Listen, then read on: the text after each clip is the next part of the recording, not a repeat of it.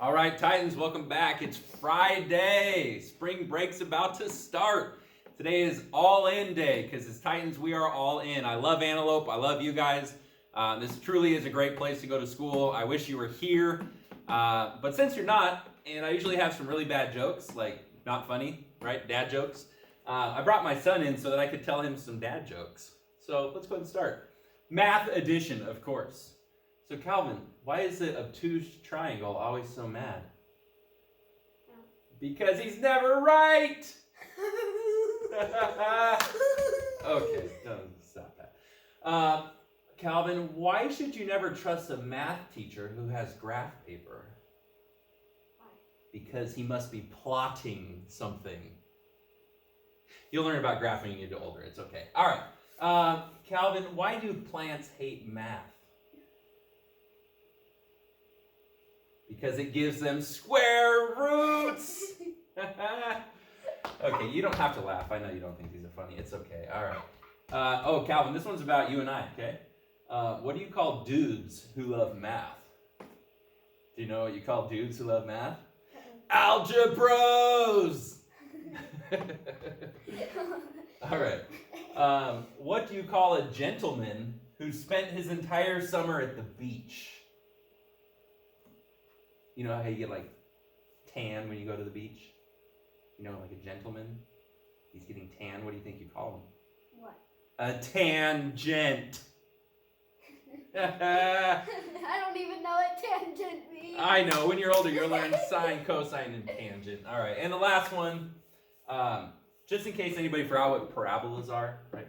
Parabolas are those U-shaped graphs, which when we're doing quadratic equations, when we graph them, we're going to get parabolas. Stop that. All right. So, what do baby parabolas drink?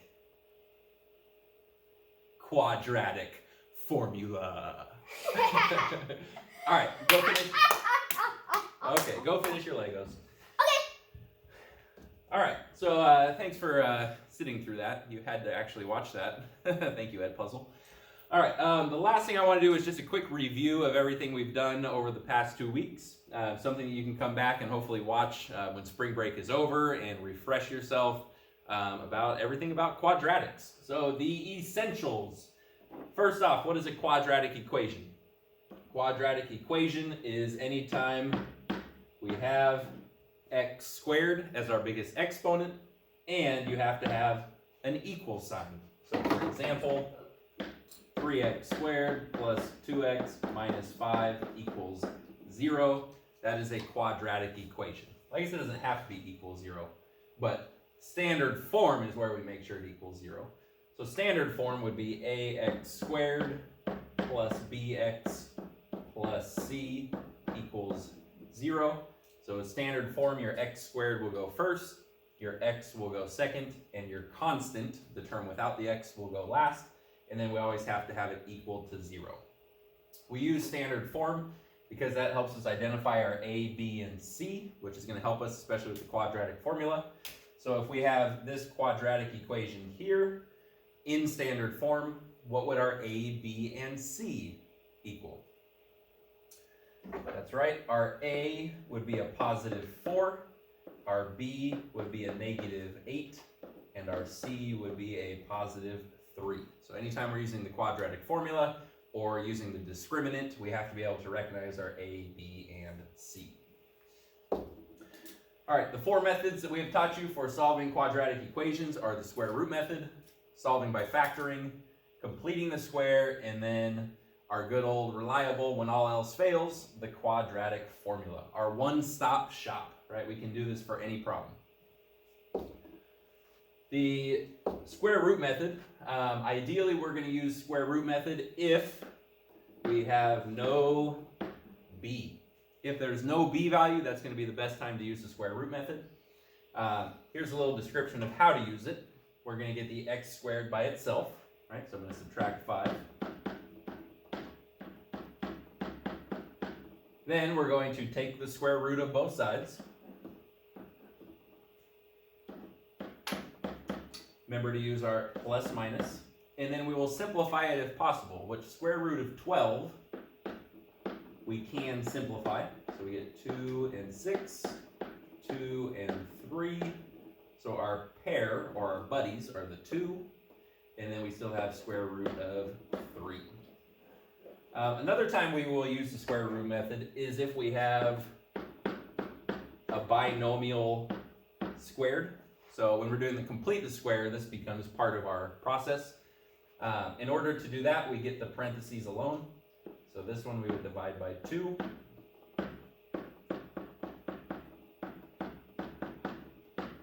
Take the square root. Make sure you put plus or minus. Square root of 25 is 5. And then we simplify or solve it. X equals negative 2 plus or minus 5, which means we get two solutions. We get negative 2 plus 5, which is 3. And we get negative 2 minus 5, which would be negative 7. So square root method. I've got some more examples of each one, but we're not going to do all of these problems today. You can go ahead and try these if you want. I will end up in my class anyway, posting this on Google Classroom, so you have these notes. But we're going to go ahead and skip to factoring. Factoring, I would say use it anytime the problem looks factorable. Right? It's kind of hard to tell if it's factorable or not until you try it. But if it looks factorable, it might be worth trying. Or, kind of the other obvious time is when the directions tell you to use it.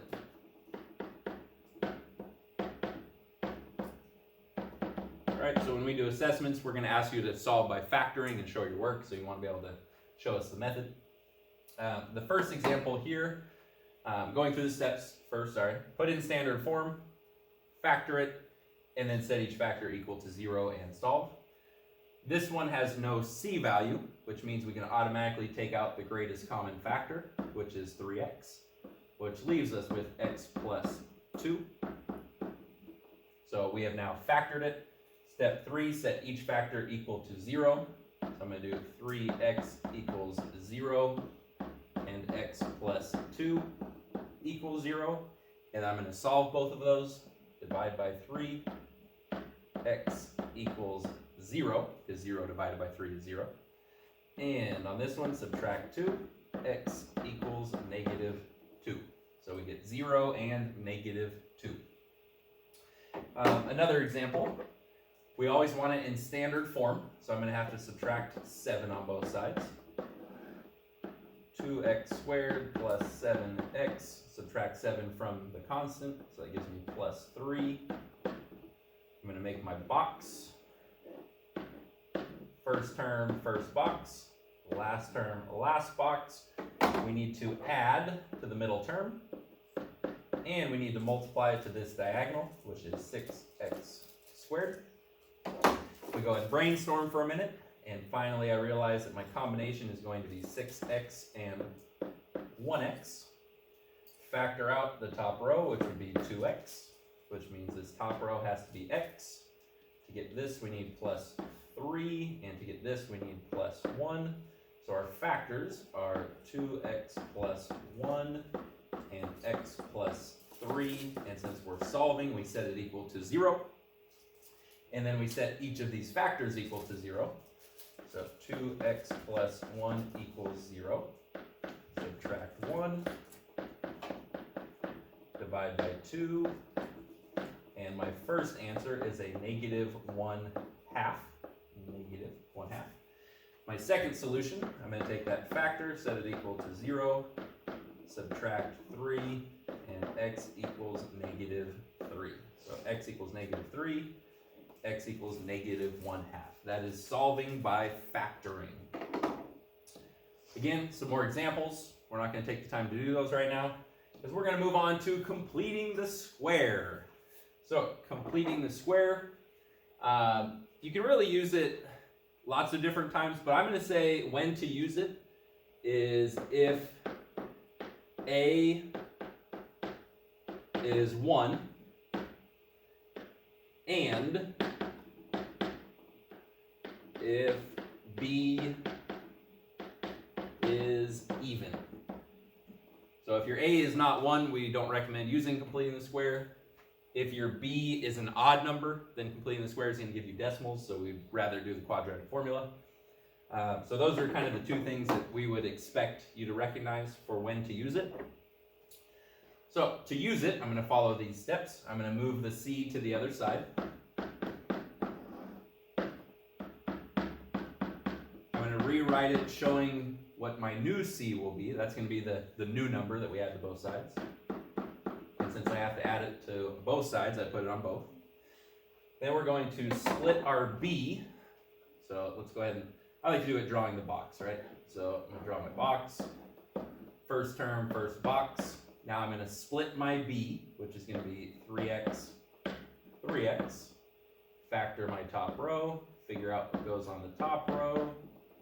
Figure out that. And then this new number that we're going to add to both sides for this problem will be whatever completes our square, makes this literally a perfect square, x plus 3, same length. 3 times 3 is 9. So we're going to add 9 to both sides. Then we're going to write the quadratic side as the perfect square, which we know is x plus 3 squared. And then this side we're going to simplify, which is negative 2.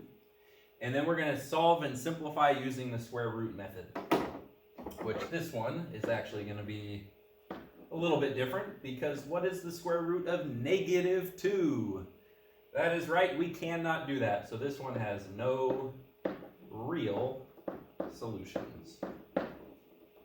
Okay, so completing the square literally means this isn't just any ordinary factoring box. It is a perfect square because the top and the side are the exact same factors. Okay, some more completing the square problems, but we're going to move on to the quadratic formula, which hopefully by now you've got memorized. Hopefully that song has been stuck in your head, but in case it isn't, x equals negative b plus or minus the square root b squared minus 4ac all over 2a. I've actually had students like 6 years after they have my class and they're in college email me and say, hey, Mr. Dresser, you won't believe it. I had to do the quadratic formula in my math class and I still remember it. So anyway, you're welcome. All right, when to use the quadratic formula? We can use it anytime we want. So typically we use it when we know the other methods won't work, or if we've tried the other methods and they're not working. But we can use it really anytime to solve any quadratic equation. The steps, first step, we're going to put in standard form, which means equals 0. We're good. Second step, we're going to identify our A, which is 2, our B, which is negative 5, and our C, which is negative 1. And then we're going to plug A, B, and C into our formula. So x equals negative b plus or minus the square root b squared minus 4ac all over 2a. Whew. X equals negative, two negatives make a positive, so positive 5 plus or minus the square root of negative 5 times negative 5, which will be a positive 25. Two negatives make a positive, so plus 4 times 2 is 8, all over 2 times 2. We continue simplifying it. X equals 5 plus or minus the square root of 33 over 4.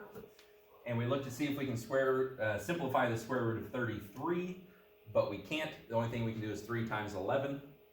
So this is our final solution. Again, if we were doing these, the first thing we would have to do is we'd make sure to set it equal to 0. So we'd have to add 6x. This one we'd have to subtract the 1. But want to keep today short, just a quick review of the key points. The last thing we talked about was the discriminant, which is the way that we can find the number of solutions that a quadratic will have. And so our discriminant is the b squared minus 4ac, right, which is the part of the quadratic formula that goes in the square root. And we know that if our discriminant is less than 0, meaning if it's negative, we will get no real real solutions, right? Or 2 imaginary solutions. If our discriminant is equal to 0, that means we get plus 0 and minus 0, which means you end up getting the same solution twice. So it really is just one solution. And then finally, if our discriminant is greater than 0, if it's a positive number, we will get 2 solutions. So some examples of the discriminant. To find the number of solutions that these ones will have, we're going to plug in 0 for our f of x, or we can kind of ignore that part actually. We know our a will be 4, our b is negative 20, our c is 25.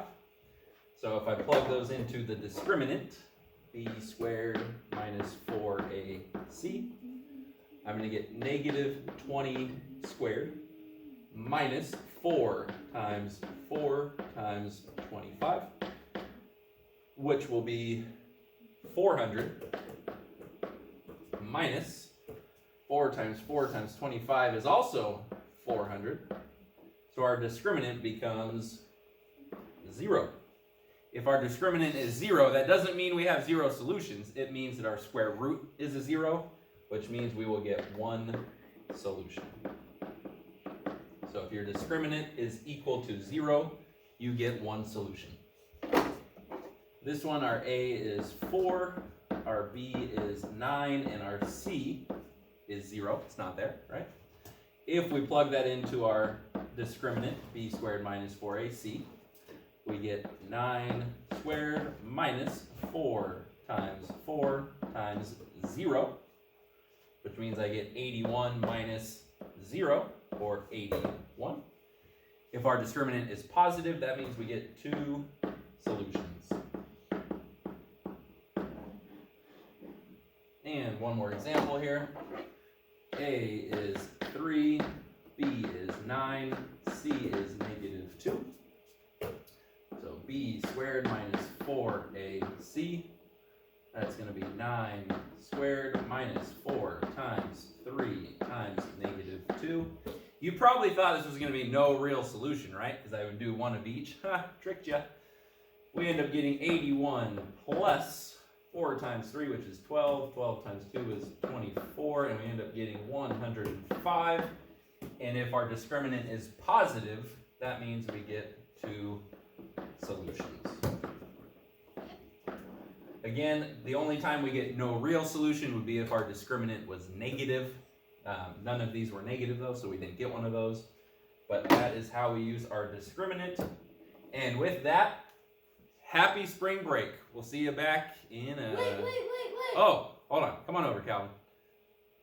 So Calvin's been joining me for each of these videos, and he started with a box of Legos, and during these lessons, he has built, hold it up higher so they can see, whatever Lego that is that I paid way too much money for, but he had a lot of fun with it. All right, adios.